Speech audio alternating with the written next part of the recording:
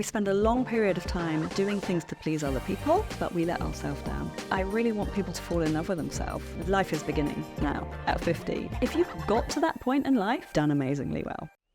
Welcome to another episode of Superwoman Isn't Real. And today I've got a wonderful guest on, a lovely lady called Jo Renshaw, who is a certified life coach. And Jo's going to bring a lot of wisdom to the show today. As always, we always include social media profiles, so you'll see that pop up on screen. If you'd like to follow Jo, please do.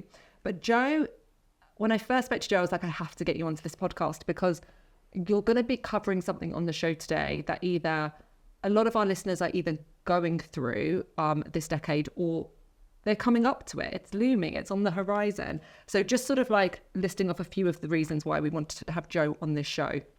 So Jo, like I said, is a life coach, but she talks a lot about this decade, the 40s. And the 40s were especially pivotal for you. So you took up running in your 40s and you have run 4 marathons. You quit drinking in your 40s. You went through a relationship breakdown and in many ways reclaimed your life in your 40s. And I think that's such an overwhelmingly refreshing conversation and thought to have, because I feel like there's so much coverage of the 20s and the 30s. And then it feels like the 40s are a bit of a lost decade when many of us are just surviving with kids and jobs and whatever else is going on. So welcome to the show, Jo. Thank you very much for having me. Happy to have you on here. So let's actually talk a little bit about this decade. And again, what I loved was when you said something really poignant in our first conversation. You said, I'd love to come on and talk about things that I wish my children knew. I was like, oh, that's powerful. As you know, I've got a 4-year-old and a 2-year-old, and there's a lot I want them to know as they get older, so they can understand me and we can stay connected. So let's talk about your 40s. Why was this such a pivotal time and decade for you? So I went to university very late, Yes. When I was 36. And Wow. I graduated the day before I turned 40. So within 3 days, I quit smoking, I turned 40, and I graduated from university. Oh my gosh. And I'd been a smoker for 25 years, and I hadn't really done any exercise. And everyone I was at university with was more than half of my age. Yeah, they're about half my age. But then all my friends were leaving Brighton and going to London. Right. And I thought, oh, what am I going to do now? I'd been partying hard at university. And I thought, if I don't do something about this now, I'm going to be in trouble later. Yeah. So stopping smoking was the first thing. And then I thought, I want something to do that will make me feel so good that there will be no part of me that will want to go back to smoking. And my sister said, I'm going to start running. I'm going to do a half marathon. And I said, oh, okay, I'll join you. Yeah. Never thinking I could run a half marathon. And we started running. She lives in Norfolk. I'm in Brighton. We were training together virtually. Wow. And we did a half marathon in May 2014. Wow. And it was mind-blowing to me because at school I was the kid that was not in any sports teams. Big achievements had not really been a part of my life. I was a mum very young. I'd been through a couple of really horrible relationships. So when I say running changed my life, I cannot underestimate. I can't say that enough. It really was absolutely transformative for me because it's a great place to practice a goal and achieving where it's low stakes. You know, you haven't got money or relationships at risk. And that summer after I graduated, I was suffering terrible anxiety. I didn't have a job. My friends had gone. My finances were dire. My relationship was struggling.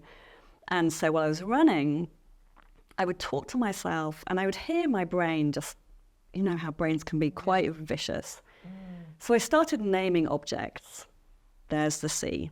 There's a lamppost. Things that my brain couldn't argue with. And it had nothing to say. If I said to my brain, there's a lamppost, it had no comeback. Yeah. So it became, and I noticed how that when my brain calmed down, I ran better. But if I got involved in the conversation my brain was giving me, my performance went down.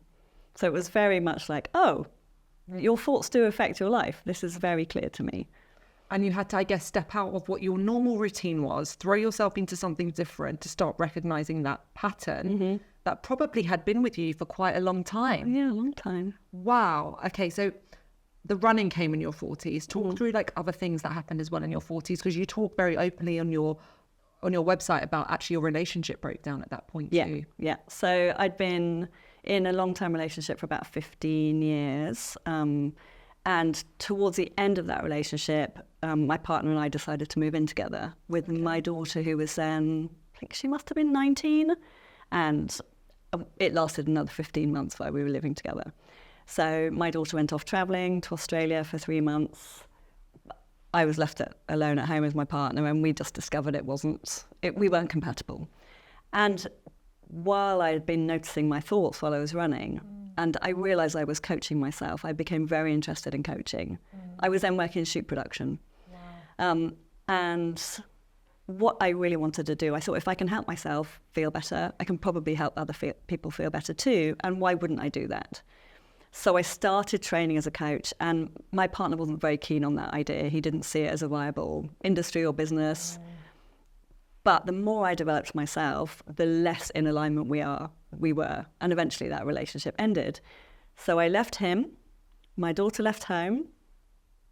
I decided to end my career in production then, because I was moving more towards becoming a coach. And I think my dog died around the same time. Like everything just fell off a cliff. But it was very much a case of I was moving towards a new life, and my old life had to crash and burn. It just had to. Yeah. I knew that if I wanted to be a life coach, I was watching lots of coaches online, coaches in America having these groovy lives, working part-time, and I thought, I want that. I want to be able to work from home or from anywhere in the world, help people on this thing called Zoom, and have time on the beach, and have time to go and see my daughter and my friends, and where my life isn't 9 to 5 plus then some, because I was getting on the train at 6 a.m. and getting home at 8 p.m. Yeah, which is most people's who are listening as well, like in some type of routine, and it either works or it doesn't, and you have to be honest with yourself when it doesn't, right? Yeah. It was great fun. I mean, production's super fun. And it looked glamorous from the outside, but it really wasn't on the inside. Of course. And I thought, I'm serving somebody else's life here. Yeah. I'm not fulfilling my own dreams. And I kept thinking, how am I going to do this? How am I going to do this? And this light bulb moment came, and it just said, you just have to stop doing it. Just stop it. So I booked one last freelance job, and then I ran another marathon with my sister. I think then that was our third marathon. And I thought, what am I going to do? I need something to keep me going while I start my business. So I said, okay, I'll start my business in 2 years' time. I'll go and wait tables in the meantime to keep the rent and money coming in. It'll be really easy to wait tables. How hard can hospitality be? Wow, there did I find out how hard it was. Yeah.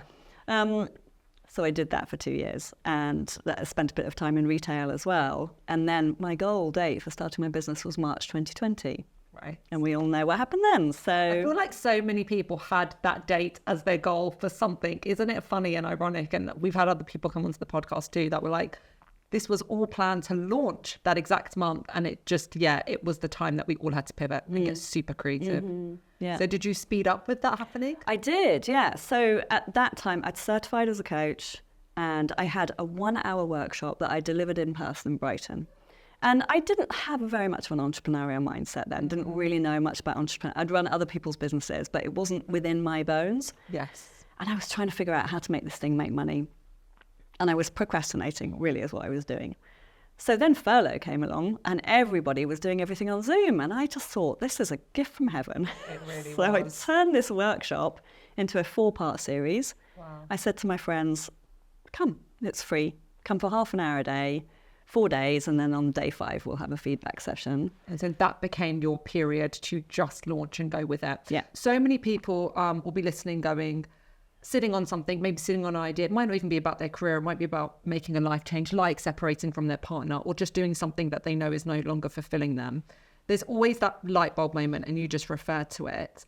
How can we speed up these light bulb moments in our life? Because sometimes these years can drag on, can't they? The months become years, and then before you know it, a decade has gone. Yeah. And I think what's so inspiring about you is that this all happened for you so much later in life. And a lot of us, we sort of go, we're very, very hard on ourselves, I think, in our 30s. 20s are for having fun. Yeah. Then the 30s become like everything's got to happen very fast. So the sort of expectations in our 30s are we're going to get married, we're going to have babies, we're going to buy the house, we're going to be at another level in our career. Like when you think about all of that in one decade, it's bonkers, and no wonder many of us are like feeling completely overwhelmed with the timeline. Yeah. So firstly, I love that you went to university so much later and you've rediscovered and almost lived two lives. Yeah. You've had that sort of like being a mother quite young, and then all of this. Is there any advice you can give? So running was a big catalyst for you, right? Yeah. Running was a huge catalyst for me. Stopping drinking was another huge catalyst for me. I stopped for my second marathon, actually. I stopped for training of my first marathon. I thought, let's see how it goes. Yeah. Was great. The second year, I thought, I'll do a year. Let's see how that goes. And at the end of the year, I never went back to it. Wow. And the quality of my sleep improved. My social circle changed. My finances changed. My relationship with myself completely changed. Wow. My anxiety went totally. Gosh. So, yeah, that was a huge thing for me. And we're seeing so much about this now, aren't we? Like so many people. And before it was like you only gave up drinking if you had a drinking problem. And so, you know, people were kind of nervous to come forward about it. Whereas now people just want to give up drinking because it really just no longer serves them, does it? Yeah. Isn't it? And actually it becomes harder. Like I'm in my 30s now, and it's getting to that point where I'm like, if I have that third glass of wine, I might not sleep well tonight, which means I can't show up tomorrow for my children how I want to. Yeah. So for you, drinking was never, I'm guessing, a huge problem, but it was just not serving you. It wasn't serving me, and it was very much part of my university life. There were Friday and Saturday nights where I definitely drank too much. Yeah. And it just wasn't useful in my life. Wow. So all of that happened in the pandemic, and then you get to launch. Where are we at today? Well, I was just going to backtrack a minute because you were asking about other things in terms of moving things forward. Yes. I think there are two things. Courage. Courage doesn't mean that we don't feel fear. Courage means that we feel fear and do it anyway. So we're always going to need courage if we want to get something going. And the second thing is decision making. I think that we're under the false idea that decisions have to take a long time to make, or we should take a long time to deliberate them. Actually, what that does is keeps us in a loop of indecision. The actual moment of making a decision is a split second. And the brain will always offer, well, if you do this, then you're going to miss out on that. Or what about all these other options? And the amount of mental energy that we drain from ourselves by going back and forth, well, what if this? What if we do that? Once we make a decision and commit to it, it frees up energy. And then we've got the drive to move forwards. So I love to make decisions knowing that, or deciding that whatever decision I make is the right decision. Yeah. And you decide when you've done that, when you've made that decision, then you follow through firmly with it. Yeah. I mean, this is amazing because obviously you have clients and you probably are met with this all of the time, right? Like, what do I do next, Jo? I'm sure that's a huge question. Yeah. Because everyone sort of gets a life coach and thinks they're going to sort my life out for me, when actually it's still your client's job to do that. Yeah. Is there any exercise people can actually apply from what you've just said, the courage and the make a decision? Yeah. So that one of the key things within that is allowing yourself to feel uncomfortable. So much of what we do is designed to try and feel like bright and happy and light and like everything's rainbows and daisies. It isn't. Yeah. Human life is full of discomfort. And it's as we move towards that discomfort and overcome it, that's where the growth is. Yes. I love that. And it speaks to a point that we had last week in my business where a number of things went wrong that day. It was a rubbish day. I'm just going to be completely frank. It was one of those days that, you just wake up and you're like, I don't want to deal with today because there's so many tough decisions. And anyway, I went in and it was exactly that. It was that feeling of this day can either run and just own me and I'm just in a, just unable to breathe and whatever. Or I looked at my team that morning and I said, this is what we train for. We train for days like today. This is what being an entrepreneur actually means. Yeah, it's the uncomfortable, tough days. This is leadership and decision making. So it's so poignant what you just said, because I think those two together, the courage and the just make a decision and follow through. It is uncomfortable, but if it was easy, wouldn't everyone be doing it?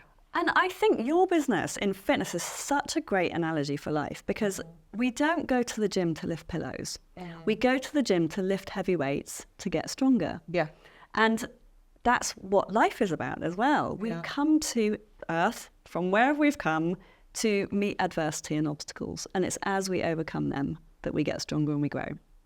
And that's where the joy comes in as well, right? Otherwise, if everything was easy, what is there to appreciate? Life would be boring.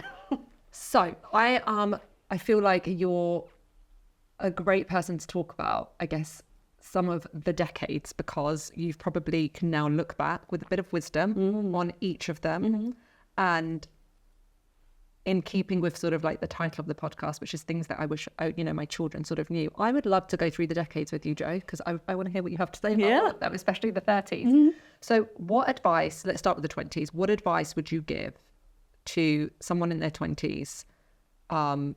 And just knowing sort of what the 20s brings. I feel like in the 20s, we don't really know ourselves. I mean, I look back at my 20s, I think, what a hot mess. Even though I thought I was like killing it and crushing it. Yeah. Let's talk about the 20s. What if someone's listening in their 20s, what would you want them to know? What I'd want them to know is that your 40s are coming. They might seem like a very, very long way off. It might seem like someone in their 40s or early 50s is really old. Yes. But there is so much more to learn. So don't give yourself a hard time for not knowing it all. If you've gone to university or studied or had some period of time traveling in your early 20s, amazing, you've gathered some life experience. Next comes a period of it all integrating. And you don't need to rush that part. Yeah. It's all doing its work in there. And I think your 20s are you have permission to go and make mistakes. Yeah. Like that's the perfect decade that you can just go and be a little bit reckless and fall in love and out of love and have a job and quit and, just do things that are different because I feel like it's a very experimental decade, but we can end up thinking that the 20s defines us forever. And Not at all. Not at all. Not at all. And that's really 30s, right? Let's talk about the 30s. I mean, you're an example of somebody who had kids quite young. So maybe in your 30s, you were sort of settling a little bit, maybe? Yeah. So I had my daughter when I was 23. I would say in my 30s, I was a hot mess. Okay. Fair enough. She, her father came to live near us. And so we had, she was doing every other weekend with him and every other weekend with me. So there was a lot of that kind of back and forth negotiating. And I had a career, totally different career. I was a teacher in a Steiner school then. Wow. So I worked at her school because it fitted in. Initially, I went because it fitted in with school hours. And I fell in love with the curriculum so much that I decided to train there. And that was, for me, that was actually a beautiful time because I was growing and expanding and I knew lots of people locally. And again, what would I say to myself in my 30s? I'd just say keep going, but not only invest for your financial future, but in your future health as well. Yes. That's the time to begin thinking about it. And I think that's so spot on because I feel like in your 30s, things start to feel different. I'm not going to say things start to fall apart or break apart, but they definitely start to feel different, right? Well, you've left that sort of shelter of your 20s where you feel invincible. And I could imagine, I'm wondering if it feels a bit like, there's something about 17 that feels like you're leaving that shelter of childhood and you're coming into early adulthood. Yeah. I think it's the same in your 30s. Now, actually, what I discovered recently, that in your mid-30s, our hormones begin to decline. So really things do start to change then. Yeah. We all think it happens around 50, but it's happening much sooner than that. So what can we do? So I'm obviously go slower, invest in yourself.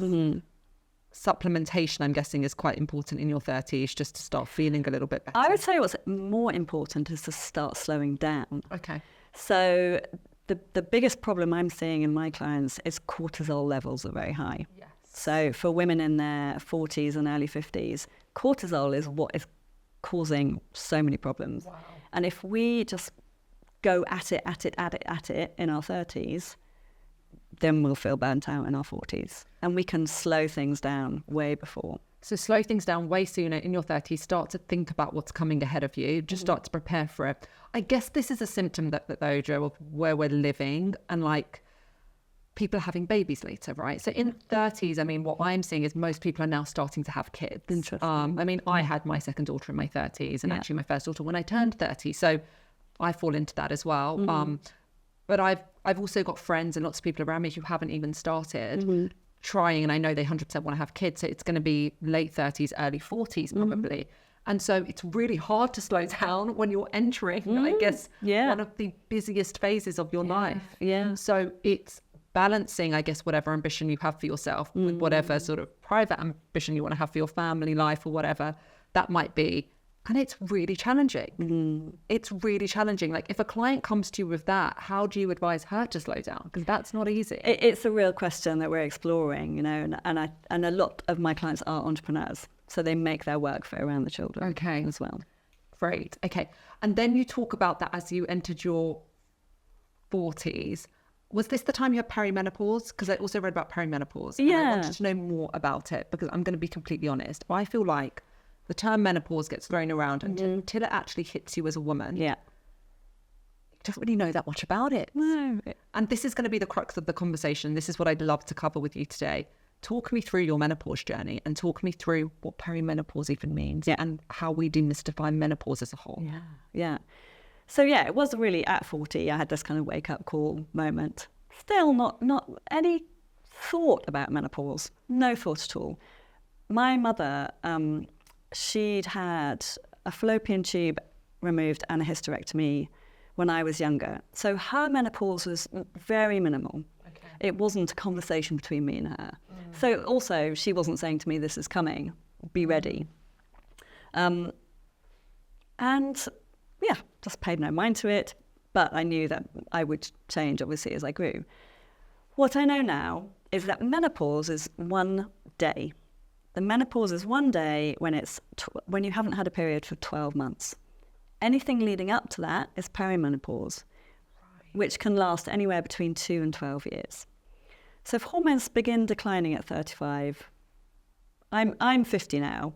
I've probably been in perimenopause since I was about 42. It's hard to say when it actually begins, but looking back, I can see, around about 42, maybe I wasn't sleeping quite so well. Or around about 46, maybe I was dealing with anxiety differently. Of course, within all those physical symptoms that we hear about, there's also life going on.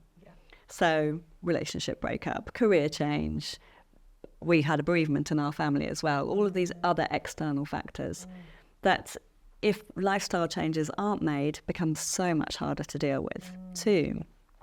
So I've always been looking at, in myself, what is hormonal and what's external, and how can I keep those two separate so that I don't think I'm going crazy? Because a lot of women I've met think there's something really wrong with them.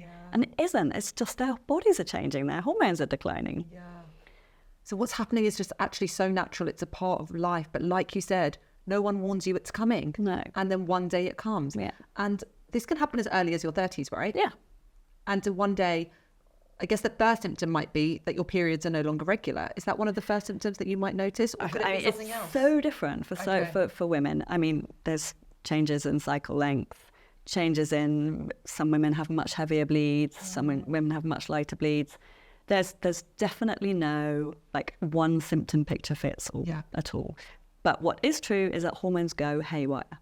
So estrogen can spike really high and then go really, really low, where over the course of your normal menstrual cycle, it'll spike around about day 12 and then settle down again, and do that every month. How lovely. We know where we are with that.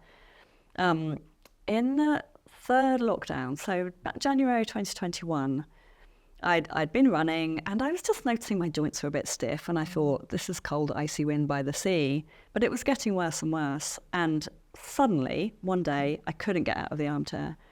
And all my joints had swelled up. My daughter came and looked after me for a week, and I couldn't really move for about a week. Had some tests with the GP, and they said, well, it's not arthritis, you're fine. So I said, what is it then? And I went to see my acupuncturist, who has treated me for about 25 years. So he's got a good understanding of my picture. And he said, when estrogen spikes and it can go crazy, if your liver can't process it properly, it'll pull around the joints. So he's been treating me with my liver. So we want to really take good care of our liver. So things like alcohol, sugar, gluten, that the liver, extra stuff that has to process, because it's already processing hormones through there. And I think what we hear a lot about are, it's nice to hear about what we need to do to counteract it. I mean, obviously I run a fitness company and we get so many women going through menopause, and I can say, because we've seen it, that fitness is one of the biggest things that can help you through. And actually, if you're not exercising, I don't know, I feel so much for women that haven't yet found those tools in their menopause, because I think it can be probably quite hard. Exercising, looking after yourself, sleeping well. Running was a huge thing for you, right? So was there anything else you were doing in conjunction with that really, really helped? I mean, you gave up alcohol. I feel like you were ticking the boxes slowly, right? You were doing all the things you needed to do. I changed my diet massively. I mean, I'd say up to 40. I was eating okay. I'm always home cooked, but quite a lot of pasta and pizza. The easy dishes. Yeah, easy things that I could cook after work. And when I was working in London, it was a lot of eating out. So around about, when I was about 43, my sister was diagnosed with colitis. Right. And she consulted a nutritional therapist who said, cut out gluten, cut out dairy. And it absolutely changed her life. And I did that in support of her. So I just don't eat gluten anymore because it aggravates my tummy. It makes me feel sluggish and tired, and my liver doesn't need that extra thing to process through. But I kept running until quite recently. So I've dropped my distance now. I did a half marathon in September, which was great fun. Did the Great North Run. Wow. And now I've gone down to 5K because running actually long distance increases cortisol, and we want to keep cortisol low. No. Because if cortisol is high, which if we've been working full out throughout our 30s and 40s, cortisol will remain high. And we need a level of it because it keeps us motivated and keeps us away from danger. Cortisol spikes insulin. And if insulin spikes, then it's going to be storing fat. Yeah. And when we're stressed, the body's got two fuel sources, sugar or fat. We really want to be burning fat, but if we're in stress, it's going to be burning sugar. So no matter if you're counting calories, it's not going to make any difference if you're stressed, if you're in a cortisol state. Yeah. So now I'm lifting more weights and doing more yoga. More mindful movement, which is what we encourage as well. I think people think, I want to lose weight, I want to make a lifestyle change, I'm going to do 3 HIIT sessions a week. And we always will be like, that's not what you should be doing. That sort of high intensity work, absolutely it will burn fat if done right alongside other things. And like you said, much, much, much bigger lifestyle changes. Yeah. It's just a big topic, isn't it, menopause? Because I have memories of my mum going through it and me having really no idea of what she was going through. And I really wish I could go back in time to approach that whole situation differently and do so much more. And this was one of the most lovely things we spoke about a while ago, but what is it that you wish your children knew, or anyone listening, maybe their parents are going through it or their parents have gone through it, or maybe they want their kids to know about this one day, and things that their kids could do to approach them differently and help them through that period, because it is a life-changing, transformative period. And for all of the bad, I'm sure there's lots of good, and we're going to talk about that in a minute. But what are the things you wish? You have a daughter, right? Yeah. What would have really helped at that time when you're going through this pivotal stage that she could have done or known about that we should talk about more? Well, she's actually doing it now, which is so lovely for me to see. So she's stopped drinking. Wow. She stopped drinking in January to do a year. Wow. And I've seen a huge change in her mental health as well. Wow. She's cut out sugar. Wow. She's started lifting weights. Actually, we had a very interesting conversation at the weekend. She came, spent Friday night with me, and we had a movie. And the subject of computer games came up. Now, when she was little, it was things like Nintendo and Wii. And she said, Mum, I'm really glad you didn't let me have all that stuff, because there's nothing missing from my life as a result. Wow. And she now entertains herself with a podcast and crochet, because she knows that doom scrolling is not going to serve her in any way. No. She can see how that impacts her mental health. But what she's also taken on board is how to track her period and how to track her menstrual cycle. So that is what I wish most young women and a lot of women my age knew how to do. Yeah. To really feel, where am I in my cycle, in my body? Yeah. Am I ovulating? And just to go back to what I wish they would know, I wish that my daughter and young women would know, you're not broken, right? There's nothing wrong with you. You have hormones that affect how you feel all the time. Yeah. And we live in a period of time where there's a lot of environmental stress. So I had a conversation with my 80-year-old aunt last week, and I said, what was your menopause like? She said, I think all this menopause stuff is an industry. she said, my periods just slowed down and stopped, and it was sad to see them go. And I said, do you think you were less stressed than women are now? She said, oh no, I was stressed, but I didn't have a mobile phone with emails going. I didn't have WhatsApp or social media pinging all the time. So for younger women now, I'd want them to know, listen, you have all these other things that your mothers and grandmothers didn't have that are spiking your cortisol all the time. What about comparison? What about seeing another woman in her 40s looking like, just the highlight reel of her life, and perhaps you're in the fog of menopause, not really understanding how to navigate it. If you're comparing yourself to her, you're also going to feel absolutely terrible, because what do they say? Comparison is just like one of the worst things you can put yourself through. But now we are doing it on almost I want to say daily basis. I think actually like an hourly for some people, minute by minute basis. You can pull out your phone and feel terrible within a second. So I think you're completely right. We have so much more at our disposal. How, just on a separate note, because I think social media is becoming it is such a big topic. What advice do you give your clients when they come to you and they talk about some of these outside influences? What advice would you give to your daughter, I guess, if she suddenly said, this is really starting to affect me, Mum? I would say, so on a practical level, I coach clients to go to bed much earlier and reduce blue light coming from screens. So that means reducing social media intake. And I work with this special tool that helps highlight where we're comparing ourselves to other people. And to develop a relationship with yourself where there is no other comparison. Nobody compares to me. And that's not because I'm the best person on earth. It's because there is nobody like me. There's nobody like you. And so when we develop that relationship with ourselves, it just becomes a thing that doesn't happen so often. And learning to say no and let other people down and let other people be disappointed with that. Because I think we spend a long period of time doing things to please other people, to help them feel better and not let them feel disappointed, but we let ourselves down always. And we're so willing to let ourselves down and throw ourselves under a bus. And I stopped doing that about 10 years ago. And I think one of the most liberating things I see about people that are maybe 10 years ahead of me, 20 years ahead of me, is that they just care less about what other people think. And I think, gosh, that's such an exciting thing. And I'm like, it's a shame it doesn't come sooner in life. But I guess our 20s are spent really trying to please other people. And in our 30s are spent trying to be good mums and giving all of ourselves. Like at the moment, I feel like, I'm giving all of myself to my children and my team at work, and just being pulled in like so many different directions, and I'm trying to navigate that. Would you say, let's talk about some of the positives of getting older, because actually there's so much to look forward to, isn't there? And I want to rephrase the conversation to actually say, why are our 40s like potentially the best decade of our life? And what things have you seen? You've done a lot in your 40s, which is so inspiring. But just to get women excited about what's to come, what are some of the things that you've experienced throughout menopause and your 40s and getting to know yourself again that have just been probably made it the best stage of your life? I feel more like myself than I've ever done at any point in my life at all. That's amazing. It's really fun, and I feel like life is beginning now at 50.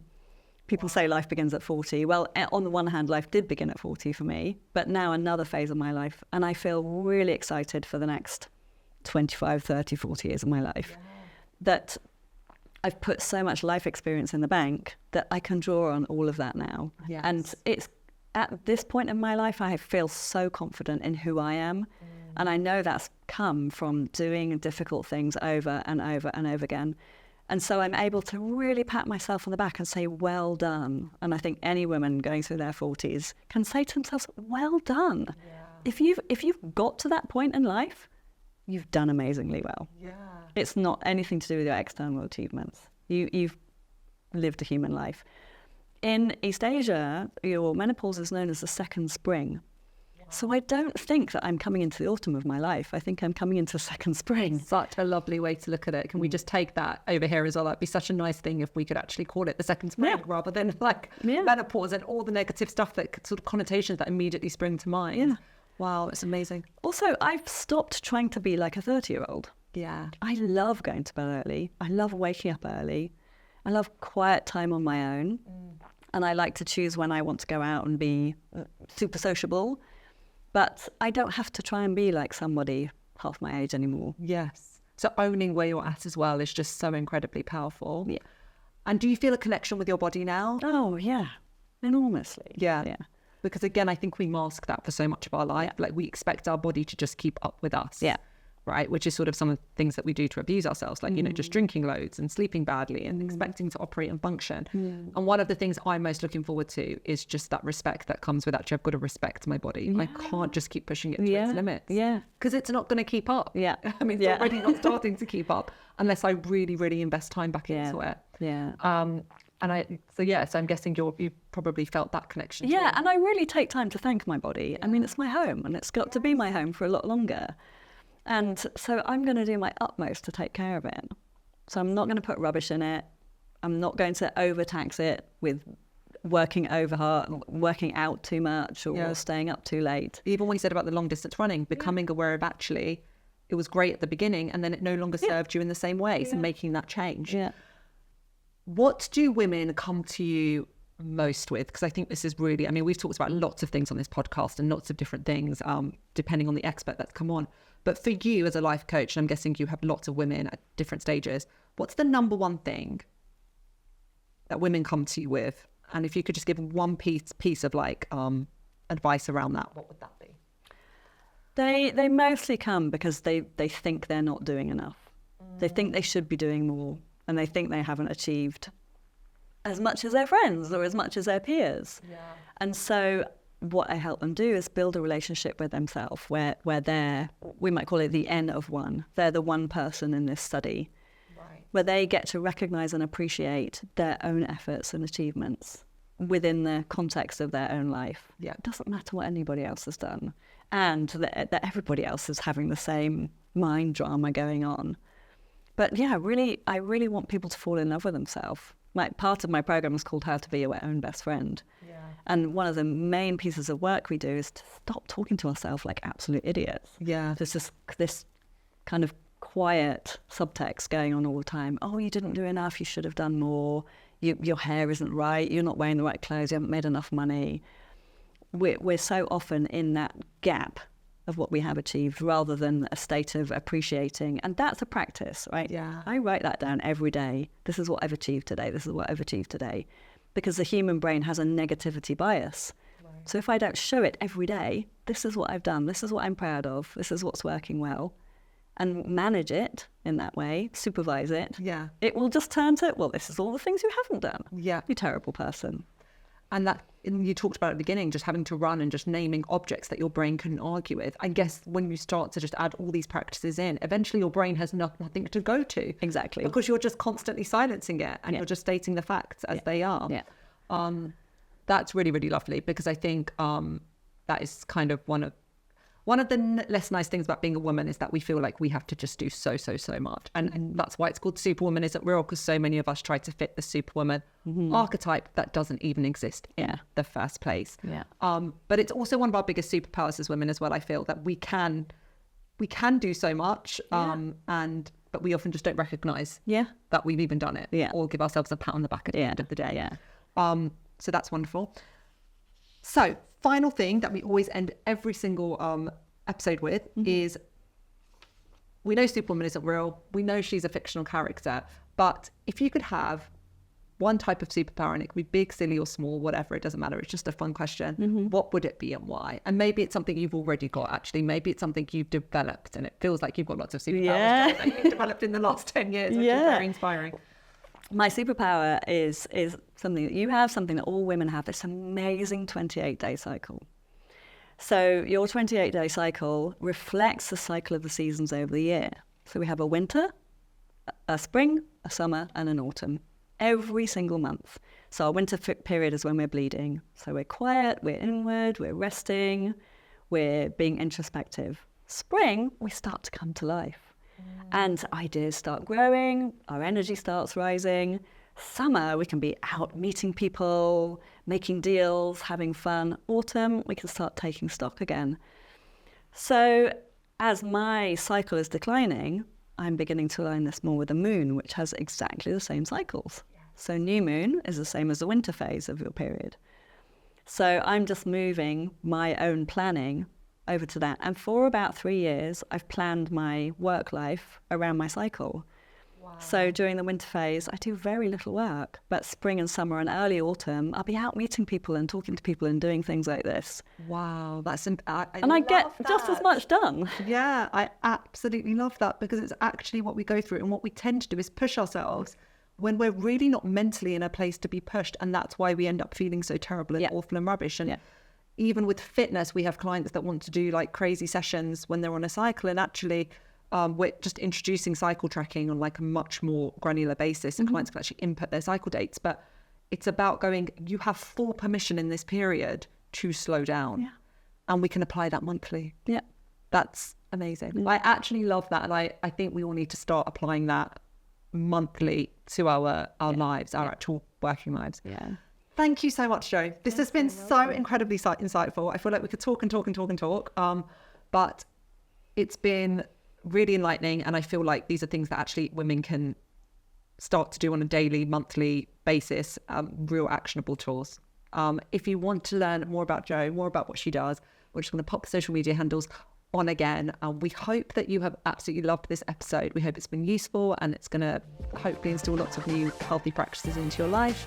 Thank you so much for watching and listening. Thank you.